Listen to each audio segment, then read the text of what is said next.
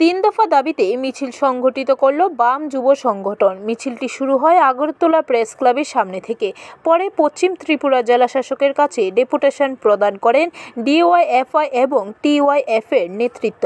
DYFI রাজ্য সভাপতি পলাশ ভৌমিক বক্তব্য রেখে বলেন, বর্তমান সরকার প্রতিষ্ঠিত হওয়ার সময় প্রতিশ্রুতি দিয়েছিল ঘরে ঘরে কর্মসংস্থানের ব্যবস্থা করা হবে এবং বছরে 50,000 চাকরি দেওয়া হবে। শুধু তাই নয়, বিজেপি সরকারের আসলে মিস কল দিলেই চাকরি হয়ে যাবে, কোনো ইন্টারভিউ দিতে হবে না। আর সরকার প্রতিষ্ঠার 7 বছর পর বিধানসভায় সরকার তথ্য দিচ্ছে রাজ্যের বিভিন্ন দপ্তরে 50,000-এর অধিক শূন্য পদ আছে।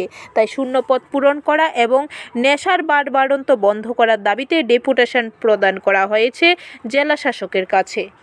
এক হচ্ছে কাজের দাবি, কর্মসংস্থানের দাবি, জঙ্গল রাজত্ব অবসান করা এবং যে দুর্নীতি চলছে গোটা দেশ রাজ্য জুড়ে, এই দুর্নীতির অবসান করা, নেশার বিরুদ্ধে প্রশাসনিক কঠোর ব্যবস্থা করা। 3 দফা দাবিতে প্রতিটা জেলা শাসকের কাছে আমরা যাচ্ছি।